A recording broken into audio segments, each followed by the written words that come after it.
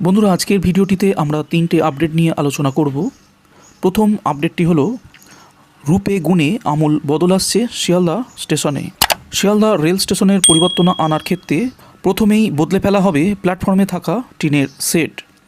পরিবর্তে স্টেশন ভবনের ছাদ জুড়ে তৈরি করা হবে রূপ প্লাজা। এর পাশাপাশি আরও বিভিন্ন দিক দিয়ে স্টেশনের আমূল পরিবর্তন আনা হবে।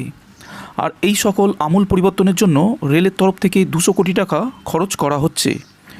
200 কোটি টাকা ব্যয় যে পরিবর্তন আনা হবে তাতে সবার আগে দেখা হবে সৌন্দর্যায়নের পাশাপাশি যাত্রী স্বাচ্ছন্দ্য, যে জন্য তৈরি করা হবে অত্যাধুনিক ওয়েটিং রুম, ঝাঁ চকচকে প্ল্যাটফর্ম। এর পাশাপাশি নতুন করে একটি প্রবেশপথ তৈরি করা হবে, যে প্রবেশপথটি তৈরি করা হবে পার্সেলের দিকে খালধার হয়ে। অন্যদিকে বাইরে যাওয়ার পথ আরও প্রশস্ত করা হবে, যে পথ ধরে যাত্রীরা চাইলে সোজা ছাদেও পৌঁছে যেতে পারবেন। এই সকল কথা মাথায় রেখে ছাদকে সুন্দরভাবে সাজিয়ে তোলার পরিকল্পনা গ্রহণ করা হয়েছে এবং সেখানে থাকবে বিভিন্ন ধরনের খাবারের দোকান, যেখান থেকে খাবার খেয়ে যাত্রীরা নিজেদের সফর শুরু করতে পারবেন।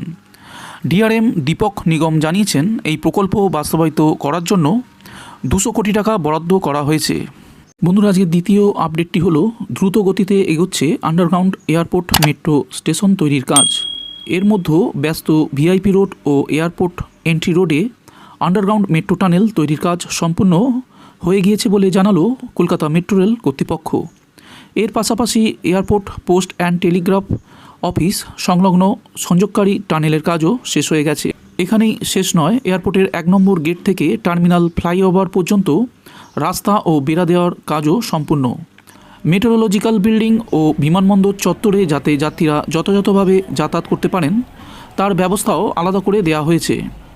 G20 সামিটের কথা মাথায় রেখে 15,000 বর্গমিটার জুড়ে সৌন্দর্যায়নের কাজও হয়েছে। কৌশিক মিত্র জানিয়েছেন, বিমানবন্দর কর্তৃপক্ষ, ডাক বিভাগ সমস্ত ধরনের সহযোগিতা করেছেন এই সব কাজ করার জন্য। বিমানবন্দর মেট্রো স্টেশনের যাবতীয় বাধা কাটাতে সব রকমভাবে সমর্থন করেছেন।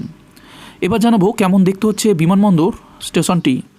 মাটির থেকে 14 মিটার নিচে হচ্ছে এই স্টেশন, থাকছে 6টি প্ল্যাটফর্ম। বিমানবন্দর মেট্রো স্টেশনের প্ল্যাটফর্ম 180 মিটার করে লম্বা হবে, তবে সম্পূর্ণ স্টেশন এলাকা হচ্ছে 320 মিটার। অন্যদিকে দ্রুত চলছে বিমানবন্দর স্টেশনের ইয়ার্ড বানানোর কাজ। এখানে থাকছে 5টি লাইন, ইয়ার্ড চওড়া হবে 48 মিটার। স্টেশনের মধ্যে থাকছে একটা ক্রস প্যাসেজ। স্টেশনের একদিকে যশোর রোড, অন্যদিকে কলকাতা বিমানবন্দরে পৌঁছানো যাবে। কিছুদিনের মধ্যেই স্টেশনের নকশা তৈরি হয়ে যাবে। ইতিমধ্যেই বিমানবন্দর স্টেশনের ওপরের অংশের ছাদের ঢালাইয়ের কাজ সম্পূর্ণ হয়ে গিয়েছে। এই স্টেশন এলাকার কাজ 2023 সালে শেষ করা হবে। এবার বন্ধুরা, আজকের শেষ আপডেটটিতে জানাবো, এবার কলকাতাতেই ওয়ার্ল্ড ট্রেড সেন্টার মার্লিন গ্রুপের সঙ্গে চুক্তি হলো স্বাক্ষরিত। শিল্পের নতুন দিগন্ত খুলতে চলেছে রাজ্যে। এবার কলকাতাতেই হচ্ছে ওয়ার্ল্ড ট্রেড সেন্টার। বাংলায় শিল্প উন্নয়নের জোয়ার আনতে উদ্যোগী মুখ্যমন্ত্রী Mamata Bandyopadhyay. World trade center association Merlin গ্রুপের সঙ্গে হাত মিলিয়েছেন। প্রস্তাবিত ওয়ার্ল্ড ট্রেড সেন্টারটি সল্টলেকে নবদিগন্ত ইন্ডাস্ট্রিয়াল টাউনশিপ অথরিটি এলাকায় তৈরি হবে। এ বিষয়ে মঙ্গলবারই চুক্তি স্বাক্ষরিত হয়েছে।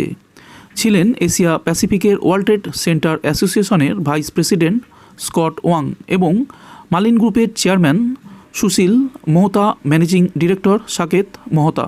Scott Wang World trade Center অ্যাসোসিয়েশনের নেতৃত্বে যে দেশগুলি রয়েছে সেগুলি হলো ভারত, অস্ট্রেলিয়া, বাংলাদেশ, চীন, Indonesia, Japan, Malaysia, Pakistan, Singapore, দক্ষিণ কোরিয়া এবং শ্রীলঙ্কা।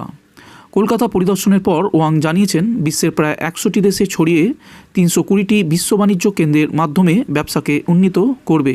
ম্যানেজিং ডিরেক্টর সাকেত মোহতা বলেন, সল্টলেকে নবদিগন্ত টাউনশিপ এলাকায় 35 লক্ষ স্কোয়ার ফুট জমিতে গড়ে উঠতে চলেছে এই ওয়ার্ল্ড ট্রেড সেন্টার। প্রায় 1500 কোটি টাকা খরচ হবে এই ওয়ার্ল্ড ট্রেড সেন্টার তৈরি করতে। ওয়ার্ল্ড ট্রেড সেন্টারের বিভিন্ন রকম বাণিজ্যিক পরিষেবার পাশাপাশি আন্তর্জাতিক মানের বিজনেস ক্লাব, শিল্প সম্মেলন করার প্রয়োজনীয় পরিকাঠামো থাকবে।